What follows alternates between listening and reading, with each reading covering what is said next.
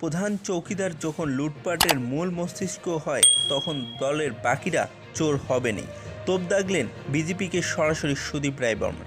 বিস্তারিত জানিয়ে দেব, সঙ্গে থাকবে। প্রধান চৌকিদার যখন লুটপাটের মূল মস্তিষ্ক হয় তখন তার নেতৃত্বে সমস্ত চৌকিদারের চুরিতে ব্যস্ত হয়।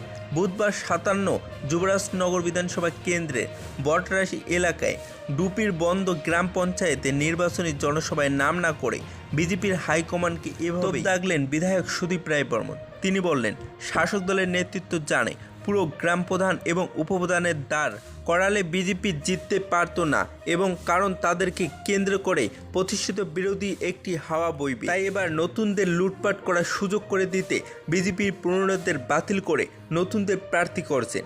তাই ভারতীয় জনতা পার্টি 70% আসনের নতুন চেহারা প্রার্থী এনেছে বলে দাবি করলেন তিনি। এই দিন তিনি 55 নং বাগবাসা বিধানসভা কেন্দ্রের চন্দনপুর এলাকার আসাম আগরতলা জাতীয় সড়কের পাশের নির্বাচনী জনসভায় করেন। অবশেষে এই দিন বিকেল 5:15টায় 54 নং কদমতলা কুর্তি বিধানসভা কেন্দ্রের কদমতলা বাজারে অপর একটি নির্বাচনী জনসভায় যোগ দেন সুদীপ রায় বর্মন।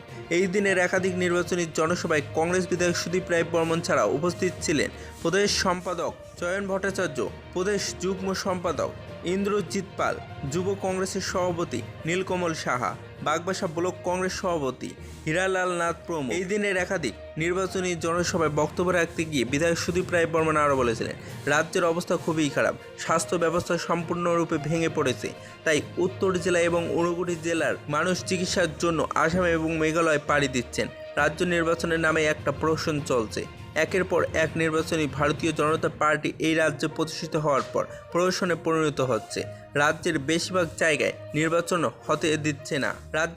জায়গায় নির্বাচন হতে পারেনি এবং জোরপূর্বক মনোনয়নপত্র তুলতে বাধ্য করা হচ্ছে অথবা মনোনয়নপত্র দিতে দেওয়া হয়নি এবং প্রার্থীদের বিভিন্নভাবেই হুমকি দেওয়া হয়েছে। যেমন প্রার্থীর ছেলেকে বলছে পিতাকে পাওয়া যাবে না, বউকে বলছে স্মৃতির সিঁদুর কখনো থাকবে না।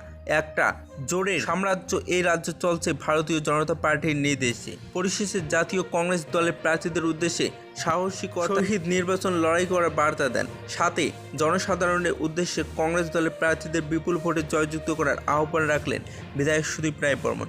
যদি ভিডিওটি ভালো লাগে তাহলে একটি লাইক দেবেন, চ্যানেলে নতুন হলে সাবস্ক্রাইব করে পাশে থাকা বেল আইকনটি প্রেস করে রাখবেন এরকম লেটেস্ট ভিডিও আপডেটগুলি সর্বপ্রথম পাওয়ার জন্য। বিয়ার রিপোর্ট, এজিট অফ বাংলা।